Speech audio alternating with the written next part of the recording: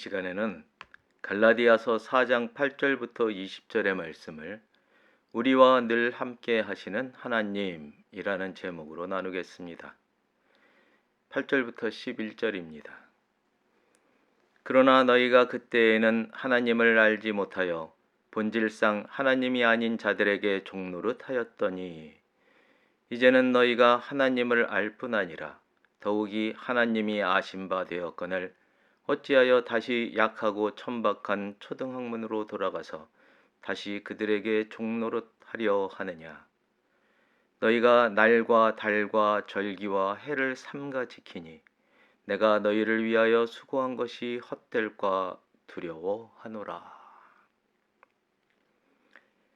8절과 9절 앞부분은 다시 한번 갈라디아 성도들의 정체성 변화를 언급합니다. 시간을 나타내는 그때 그리고 지금이라는 단어를 사용하여 대조합니다. 8절은 과거의 정체성입니다. 과거의 갈라디아 성도들은 하나님을 몰랐습니다. 그들은 거짓 신들에게 구속되고 얽매여 있었습니다. 그것들의 정체는 우상입니다. 우상은 돌이나 나무나 기타 등등으로 만든 것으로 거기엔 생명이 없습니다. 그것들은 돈 또는 풍요 혹은 다산 내지는 권력 등등의 이름을 가졌습니다. 사람 본인이 의지하고 싶거나 본인의 욕망을 따라 받드는 것들로서 자신의 그림자가 드리운 어둠의 세상입니다. 그림자는 빛을 등질 때 나타납니다. 9절 앞부분은 지금의 정체성입니다. 이제는 자신이 느끼든 못 느끼든 세례를 받아 예수님 안에 있습니다. 본문은 이제 갈라디아 성도와 하나님이 서로 아는 관계가 되었다고 말씀합니다. 여기서 알다라고 번역된 헬라어는 기노스코라는 단어입니다. 70인 역본에서 히브리어 야다의 번역에 사용되었으며 히브리어 야다는 유대적 표현으로 남녀가 한 몸을 이루음을 뜻합니다. 부부 사이에 서로를 향한 헌신처럼 서로를 깊게 알아간다는 표현입니다. 그래도 태초부터 우리를 아시고 이 관계를 먼저 시작하신 분이 하나님이라는 사실에는 변함이 없습니다. 9절 뒷부분부터 11절까지 내용은 거짓 형제들이 주장하는 율법을 통한 행위의 구원에 관한 것입니다. 초등학문이 약하고 천박하다라는 표현은 구원에 대해 무력하고 영향력이 없음을 의미합니다. 무력하고 영향력이 없다는 것은 사실상 죽었다는 말입니다. 지배자가 죽었으면 종은 자유를 찾습니다. 만약 그런데도 종노릇을 한다면 귀신을 붙들고 놓지 않는 것이지요. 10절에 나오는 날은 안식일과 금식일, 달은 월삭, 절기는 유월절, 칠칠절, 초막절 등을, 해는 안식년과 희년을 가리킨다고 볼 수 있습니다. 이것들은 모두 하나님이 이스라엘 백성에게 가나안에서 지키라고 정한 것들입니다. 그러니 이제 예수님 안에서 아들된 자에게 이것들이 무슨 의미를 갖는단 말입니까? 아직도 의미가 있다면 바울이 갈라디아 성도들에게 한 모든 수고가 다 헛것이 돼버리고 맙니다. 12절부터 14절입니다. 형제들아, 내가 너희와 같이 되었은즉 너희도 나와 같이 되기를 구하노라. 너희가 내게 해롭게 하지 아니하였느니라. 내가 처음에 육체의 약함으로 말미암아 너희에게 복음을 전한 것을 너희가 아는 바라. 너희를 시험하는 것이 내 육체에 있으되 이것을 너희가 업신여기지도 아니하며 버리지도 아니하고 오직 나를 하나님의 천사와 같이 또는 그리스도 예수와 같이 영접하였도다. 헬라어 성경에서 12절을 직역하면 이렇게 됩니다. 너희는 언제나 나처럼 되어라. 왜냐하면 나 역시 너희처럼 되었기 때문으로 형제들아, 내가 너희에게 간청한다. 너희가 아무도 나를 해치지 않았다. 본문은 갈라디아 성도들에게 그리스도 복음에 충성할 것을 부탁하듯 명령합니다. 왜냐하면 지금 바울은 율법의 그늘에서 벗어나 이방인처럼 살고 있기 때문입니다. 빌립보서 3장 8절과 9절 말씀입니다. 새번역 성경으로 보겠습니다. 그뿐만 아니라 내 주 예수 그리스도를 아는 지식이 가장 고귀하므로 나는 그 밖의 모든 것을 해로 여깁니다. 나는 그리스도 때문에 모든 것을 잃었고 그 모든 것을 오물로 여깁니다.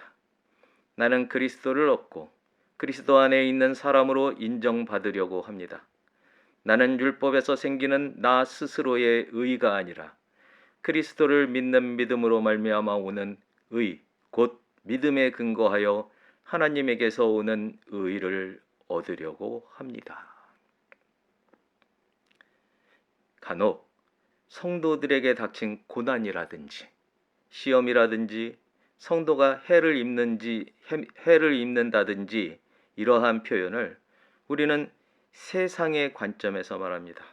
다시 말해서 사회적이고 경제적이며 육체적인 고통으로 본다는 말입니다. 하지만 성도에게 있어 가장 큰 고통은 성도를 하나님에게서 멀어지게 하는 요인들임을 잊지 않는 여러분과 제가 되기를 주님의 이름으로 당부합니다. 12절 마지막부터 14절까지는 하나로 연결되어 있습니다. 13절에서 육체의 약함이라든지 14절에서 육체에 있다든지 하는 표현을 많은 경우에 바울이 가진 안질, 말라리아, 간질 등 육체의 질병으로 봅니다. 그러나 일부에서는 율법에 따라 행한 할례로 보는 견해도 있습니다. 왜냐하면 헬레니즘을 포함한 지중해 문화권에서는 인위적 신체 손상인 할례를 야만적 행위로 보고 극도로 혐오했기 때문입니다. 갈라디아서가 다루는 율법과 복음의 대비라는 관점을 적용할 때 소수의 견해지만 저는 이 견해를 더 지지합니다. 따라서 14절 내용을 12절 마지막 부분 너희가 아무도 나를 해치지 않았다에 관한 자세한 설명이라고 보면 모든 게 명확해집니다. 13절은 12절과 14절 사이에 바울과 갈라디아인들의 공통점을 다룹니다.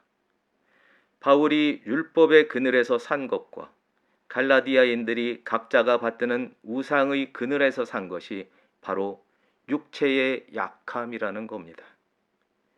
이런 측면에서 바울이 율법의 그늘에서 벗어나 복음의 빛 아래 생명을 얻었듯이 갈라디아인들도 우상의 그늘에서 복음의 빛 아래로 넘어오라고 바울은 간청하고 있습니다.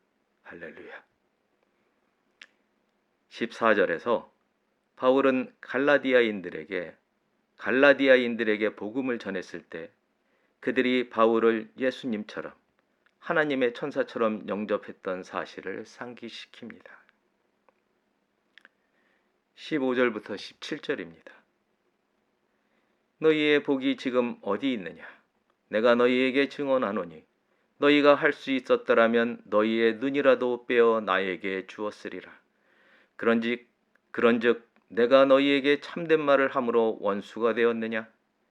그들이 너희에게 대하여 열심을 내는 것은 좋은 뜻이 아니요 오직 너희를 이간시켜 너희로 그들에게 대하여 열심을 내게 하려 함이라. 15절에서 복은 복음을 말합니다. 또 눈은 육체에서 가장 귀중한 것을 가리킵니다. 바로 갈라디아인들의 문화적 자존심이며 정체성을 말합니다. 그리고 그것은 비록 우상이지만 그들 나름의 신에 대한 신앙심으로 보입니다.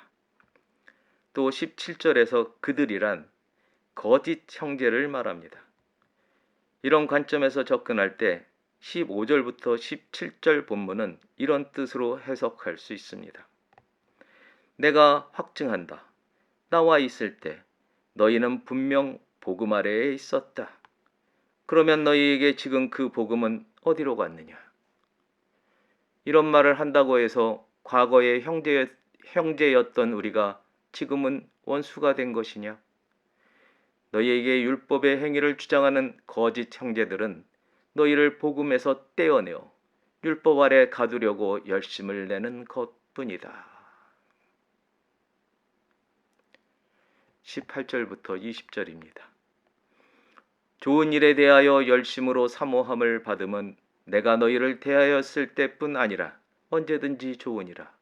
나의 자녀들아, 너희 속에 그리스도의 형상을 이루기까지 다시 너희를 위하여 해산하는 수고를 하노니 내가 이제라도 너희와 함께 있어 내 언성을 높이려 함은 너희에 대하여 의혹이 있음이라. 20절에서 너희와 함께 있다는 표현은 그의 분신인 편지를 가리킵니다. 또한 의혹이라는 말은 부정적인 측면이 아니라 긍정적인 측면을 가리키는데 지금의 갈라디아인들이 율법 밑에 있는 상황과는 달리 분명 과거에 그들이 복음의 빛을 받았다는 사실을 말하고 있습니다. 이런 두 가지 측면과 8절부터 17절까지에 대한 설교에 비추어 18절부터 20절까지의 본문을 정리하겠습니다.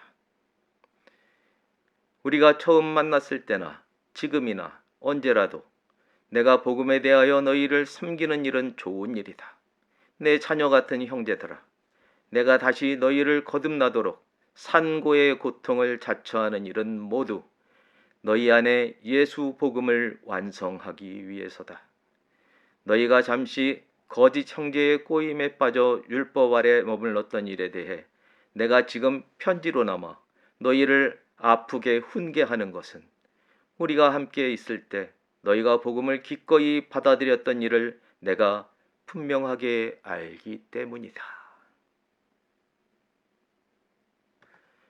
복음을 받아 하나님께 나아가기로 작정한 하나님의 친구 여러분, 우리가 세상에 산다는 사실은 언제라도 시험받아 실족할 수 있는 환경 속에 처해 있음을 말합니다. 이런 상황에서 우리가 7번씩 70번을 실족한다고 해도 우리는 회개하고 하나님께로 방향을 고쳐잡아야 합니다. 하나님은 결코 우리를 포기하지 않으시는 아버지이기 때문입니다. 이사야서 49장 15절 세번역 성경에 나오는 하나님 말씀입니다.